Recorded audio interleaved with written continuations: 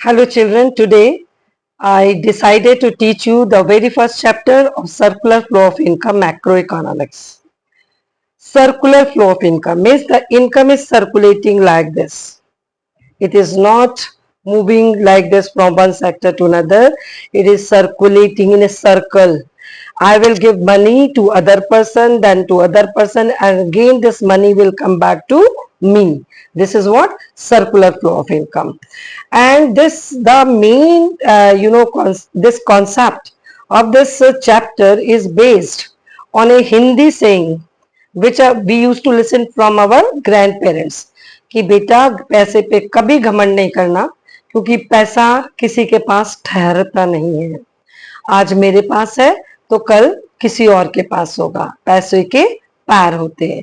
The same concept, every concept I will teach you to relate with your practical life, with your day-to-day life. So the same concept is here, how the money circulate through various activities among the different sectors, right? Circular flow in a circle, right? So here you can see circular flow. First of all, circular flow means in a circle. Keep on. Why it is circle? The reason is the human wants are unlimited and recurring in nature. That makes production as a process. Keep on. If you will go from your school, then another batch will come. After that, another batch will go from the school after passing class 12. The next batch will come. So the production is a process. Production क्या है? It's a process.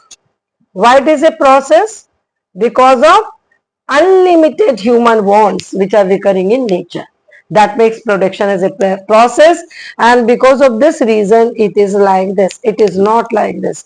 Production, distribution, disposition, no. It is production, distribution and disposition.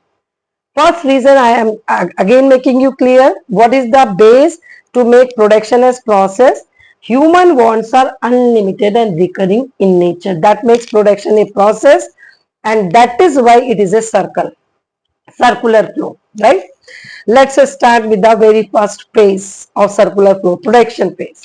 Production phase, here first of all the factors of inputs provide the factor services to production unit, right? So income is generated here. Income is generated. If any producer will call you, then your remuneration will be decided that okay, land will be given this much rent, labor will be given this much wages and salary, like this. So income will be generated at production phase. Once the production will be started, then all factor inputs are invited to make the production and their remuneration started, decided here, right?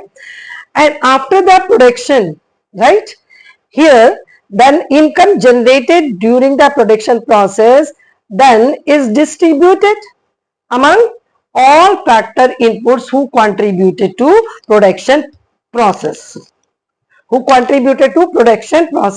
Then income will be distributed among all factor inputs, right? Here, once the factors of production will receive this income, why they contributed to production? To earn income so that they can satisfy their human wants. So distribution, where the income generated is distributed in the form of land, labor, in the form of rent, interest, which is a salary and profit, and this factor income received by factors of production will be used for the satisfaction of their wants, which is known as disposition phase.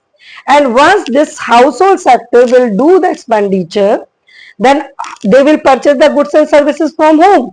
From production unit. Again, this money will go back to production unit. Again, the production unit will start the production. Why? Because production is a process. Why it is a process? Because human wants are unlimited and recurring in nature, right? So in that way, we can see the money is circulated from household to farm and farm to household through these three phases, through these three activities. economic activities. These are economic activities basically. So money is circulated in a circle, right? So now this diagram I am going to relate to the very last chapter, measurement of national income. Production phase. If suppose national income is 1000, right? National income is 1000. So if we calculate when the income is generated, right? So how we will calculate? We will add the value of all final goods and services. What we will add? We will add the value of all final goods and services. Which method we will use? Value added method we will use. When we are calculating the production or the income of a country when it is at production phase, right? Which method is used? Value added method. What we add? Value of all final goods and services produced by all three producing sector, primary, secondary and tertiary sector. Come to here, if this 1000 will come to, first it will be here, then it will go to here. The same money is moving. Then it will go to the household sector, right? Then we will add factor income. What we will add? Factor income. Sum total of factor income. Rent, interest, wages and salary and profit. Which method we will use? We will use income method. Right? In this case, distribution, we are using income method. And what we are adding? Sum of factor income. Factor income, that is the income earned by contributing their factor services towards production. Once the expenditure is done by household sector,